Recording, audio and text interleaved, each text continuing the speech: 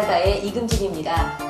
우리는 많은 매체로부터 기업이나 금융기관 또는 공직자들의 금융 관련 범죄나 비리 소식을 접하는데요. 하지만 아무리 관심을 기울여도 쉽게 이해가 가지 않는 것이 사실입니다. 금융증권에 관한 법률. 오늘은 김인원 변호사님을 만나 뵙고 금융증권에 관해서 자세한 도움 말씀 들어보겠습니다.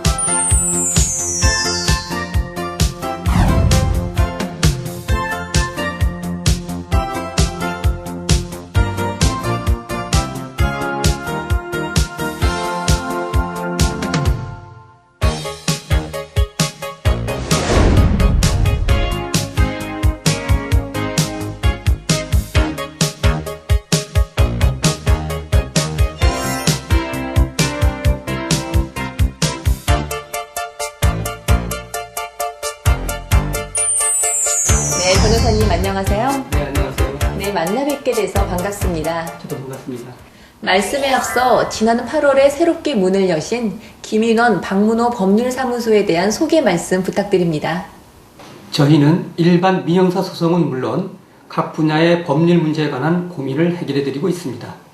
특히 오랜 기간 동안 특수, 경제, 금융, 증권사에 몸담아온 경험을 바탕으로 위 분야들과 관련된 법률 분쟁에 대하여 주로 다루고 있습니다. 금융당국은 자본시장에서의 금융혁신과 공정한 경쟁을 촉진하고 투자자를 보호하며 금융투자업을 건전하게 육성함으로써 자본시장의 공정성, 신뢰성, 효율성을 높여 국민경제 발전에 이바지하기 위해 종전의 증권거래법을 대대적으로 보완하여 자본시장과 금융투자에 관한 법률을 제정해서 2년 전부터 시행하고 있습니다. 그러나 아직도 우리 금융시장은 종전의 유아기적인 틀에서 크게 벗어나지 못하고 많은 문제 발생의 소지를 안고 있습니다.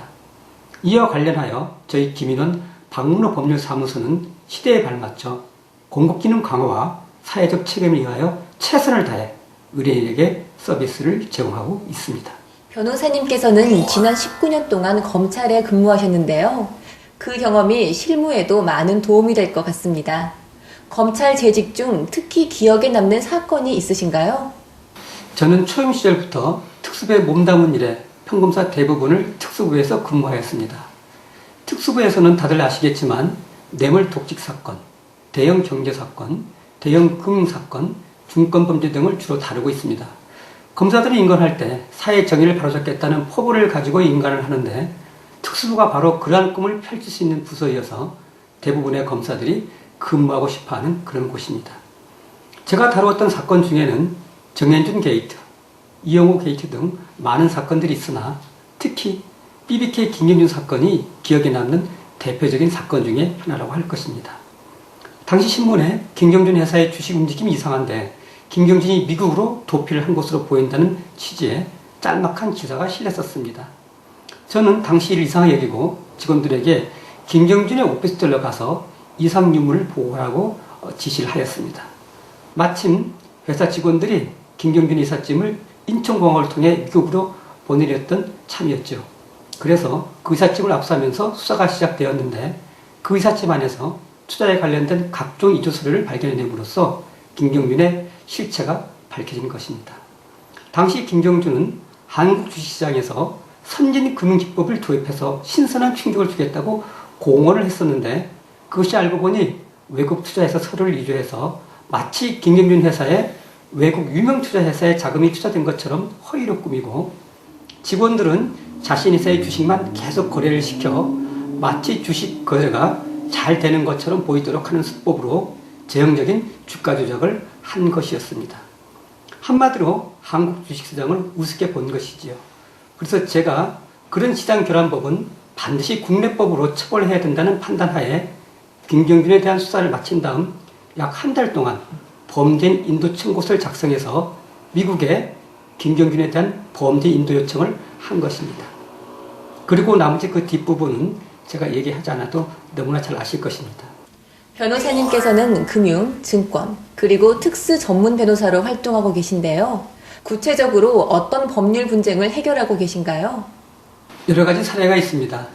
M&A 관련 법률 문제, 펀드 설립 운영 문제, 신금융법 고안, 사업시행권 인수, 국내 회사의 국내 상장 관련 제방 문제점 등 다양한 분야에서 법적 분쟁을 해결하고 있습니다. 일반인들에게 금융이나 증권에 관한 법률은 이해하기가 쉽지 않은데요. 금융소송에 관해서 간단한 설명 부탁드립니다. 관련 업종에 종사하지 않는 분들은 증권 관련 사건에 대해 잘 모르는 경우가 많습니다. 대개 주가 조작이나 탈세, 횡령 정도로 생각하죠. 하지만 구체적으로 들어가면 생소한 소송들이 많습니다. 내부자 거래 행위에 대한 손해배상 청구 소송, 시세 조정 행위에 대한 손해배상 청구 소송, 장부열람 청구 소송 등 그 종류가 아주 다양합니다. 예를 들어 장부열람 소송에 대해 간략하게 설명드리면 주주가 회사에 대하여 분계장, 전표, 영수증, 계약서 등의 회계장부를 열람 및 복사할 것을 청구하는 소송인데 그 소송은 특정 자격이 있는 사람에게만 해당됩니다. 그리고 상장기업, 비상장기업, 자본금, 주식 보유 등의 조건에 따라 달라지게 됩니다. 영화나 드라마를 보면 금융 관련 범죄를 소재로 하고 있는 경우가 참 많은데요. 변호사님의 관점에서는 어떤 생각이 드시나요? 영화는 현실을 대부분 반영합니다. 보통 전형적인 주가 조작이나 내부자 거래를 위시해서 M&A를 통한 사기 및 주가 조작, 유상증자 등을 통한 주가 조작 등의 소재를 다루고 있는데요. 역시 현실에서도 자주 발생하는 범죄들입니다. 전형적인 주가 조작 사범은 자신의 친인척 명의 등 많게는 수십 개의 계좌를 이용하여 통정매매, 고가매매 등을 통해 주가를 조작하는 것인데요. 주로 중개사 직원, 전업투자자, 심지어 주부나 대학생도 하는 실정입니다.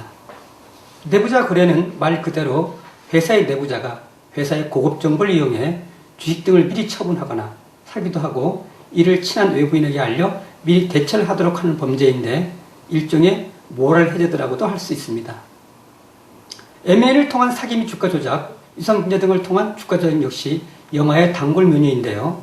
이는 많은 자금력과 인원이 동원되는 고도의 범죄로서 처음엔 주로 화이트 칼라에서 저질러졌으나 요즘은 머리깨나 쓰는 또는 힘깨나 쓰는 조폭까지 동원되어 특별히 신경을 써야 할 대목입니다.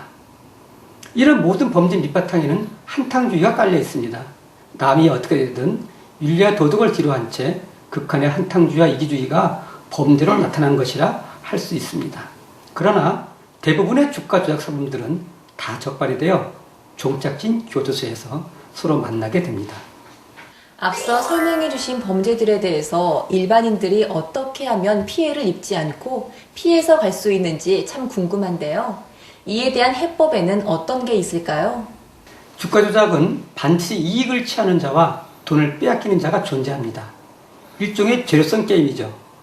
그래서 주가 조작 사범은 반드시 적발해내서 처리를 해야 하는 것입니다. 개개인뿐만 아니라 기업, 나아가 국민 전체가 피해자가 될 수 있는 범죄여서 그 해악성이 강력범죄 못지 못하게 독하다고 할 수 있습니다. 이를 피해갈 수 있는 방법은 단 한 가지밖에 없습니다. 세상에 공짜는 없다라는 말을 항상 되뇌어야 합니다. 저는 제가 아는 모든 사람들에게 이야기를 합니다. 은행의 금리보다 1%만 더 준다고 하면 일단 사기범으로 의심을 해라 라고 말입니다. 사기범은 공짜를 바라거나 조금의 노력을 들여 많은 이익을 취하려고 하는 사람들의 심리를 교묘하게 이용합니다. 자신의 노력대로 대가를 받기를 원하는 사람에게는 사기꾼이 파고 들어갈 여지가 없습니다.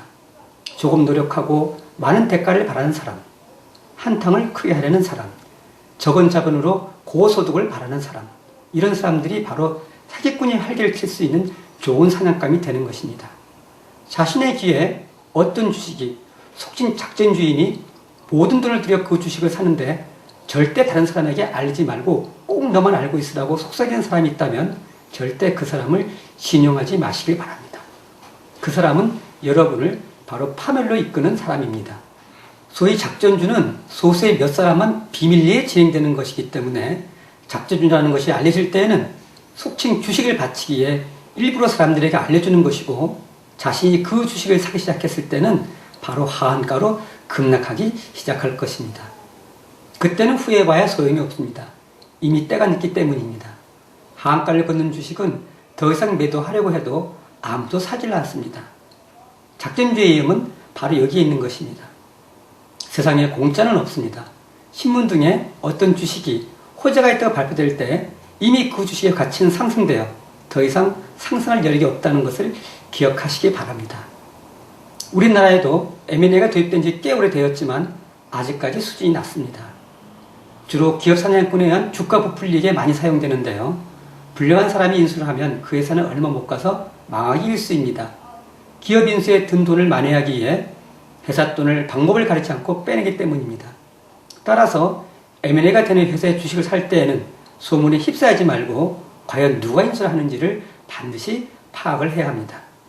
경제사범 또한 앞서 말씀하신 부분과 크게 다르지 않을 것 같은데요. 이에 대해서 간단한 설명 부탁드립니다. 경제사범은 주로 기업인에게서 많이 일어나는 범죄인데요. 일종의 모럴 해저드라고 할 것입니다. 탈법적인 주식양도 등을 통해 경영권을 친인척에 대물림하기 위하여, 정치자금 또는 개인적인 비자금을 조성하기 위하여, 계열회사를 탈법적으로 지원하기 위하여, 무리한 기업 인수를 위한 자금을 마련하기 위하여 각종 횡령, 배임행위 등이 일어나는데 증권사범 못지않게 그 피해는 막대합니다. 주제다시피 방만한 기업 경영을 하다가 무너지는 재벌기업이 많습니다. 우리에게 실제로 피해가 오는 것을 실감하지는 못하지만 기업의 존재가 국가에 미치는 위상을 생각할 때 기업인들이 올바른 기업관을 재정립해야 한다고 생각합니다. 네, 도움 말씀 감사합니다. 변호사님의 도움으로 금융, 증권, 경제 범죄에 대해서 이해가 가능했는데요. 그럼 마지막으로 이 방송을 보고 계시는 분들에게 조언 말씀 부탁드립니다. 금융 관련 법적 분쟁은 기업체나 금융기관에서 일어나는 일만은 아닙니다.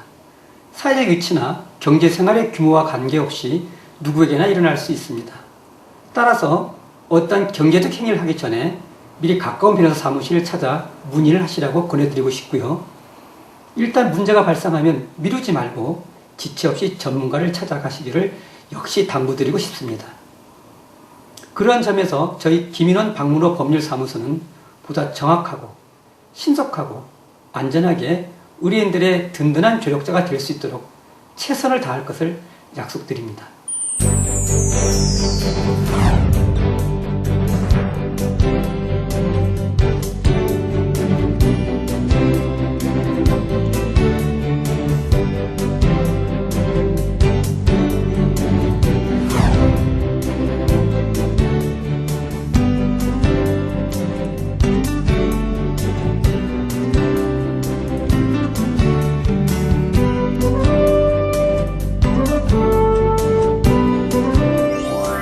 올해 한국증권금융에서는 신뢰와 안정을 통한 상생 경영 강화라는 슬로건을 발표했는데요.